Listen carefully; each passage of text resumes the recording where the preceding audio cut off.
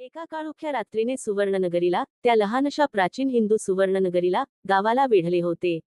मंदिराच्या पायऱ्यांवर तेलाचे दिवे तेवत होते, सोनेरी शिखरे तारकांशिवायच्या आकाशाला भेदत होती आणि पवित्र मंत्रोच्चार उदबत्तीप्रमाणे दरवळत होते.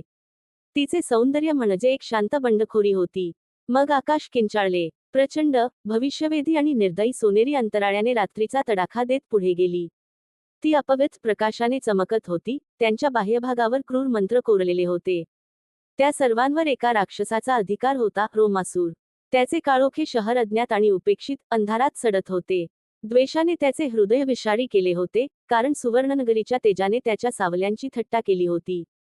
तो ते नष्ट करण्यासाठी आला होता. आग कोसळली. सोनेरी किरणांनी अंधार भेदला, प्राचीन छपरांचे तुकडे केले. आकाश जळत असताना गावकरी मूर्तींना कवटाळून आक्रोश करत होते. मनोऱ्यांना तडे गेले. रात्रीचे रूपांतर वितळलेल्या दिवसात झाले. पण पूर्वजांनी आशा सोडली होती. पृथ्वी थरथरली. त्या भव्य मंडपाखाली दगडी दरवाजे उघडले. पवित्र तिजोरीतून तेवर आले प्राचीन हिंदू बुद्धिमान लोकांनी घडवलेले हिंदू सुवर्ण रोबोट. उंच, तेजस्वी, जिवंत मंत्रांनी कोरलेले. त्यांचे डोळे प्रज्वलित झाले, जणू सूर्योदयाला मध्यरात्रीत न्हाऊ घालत होते. ते उभे होते, त्यांचे धातूचे पाय पृथ्वीला घट रोवत होते, आणि त्यांचे सुवर्ण कवच विनाश आणि दृढनिश्चय प्रतिबिंबित करत होते. आणि जसा रोमासुराच्या आरमाराने ताऱ्यांना झाकोळून टाकले, तसे त्या रोबोट्सनी राक्षसी अंतराळ्यांकडे पाहिले. रोबोट्सनी त्या राक्षसी अंतराळ्यांकडे पाहिले आणि त्याच क्षणी रात्रीने आपले योद्धे निवडले. प्राचीन हिंदू सुवर्ण रोबोट सज्ज होते. प्राचीन हिंदू बुद्धिमान लोकांनी घडवलेले, ते धर्माच्या हाकेची वाट पाहत सुवर्ण नगरीखाली शतकानुशतके निद्रिस्त होते. त्यांच्या हातात प्रचंड शक्तिशाली मशीन गन्स सुरू झाल्या. वैदिक यंत्रांनी कोरलेली ती शस्त्रे चंद्रप्रकाश शोषून घेत आणि सोनेरी लेझर किरणे फेकत होती, वेगवान, अविरत, अचूक. प्रत्येक किरण म्हणजे जणू धर्माच्या अग्नीची एक रेषा होती.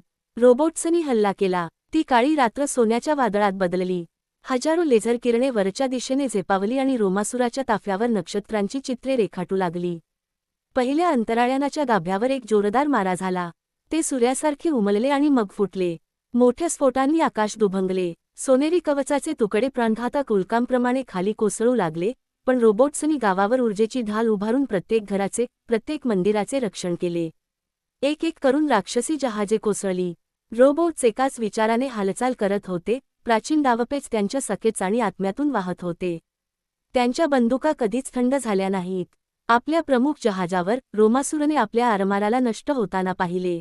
तो राक्षस गर्जना करू लागला. ती गर्जना म्हणजे निव्वळ द्वेष आणि दहशतीचा आवाज होता.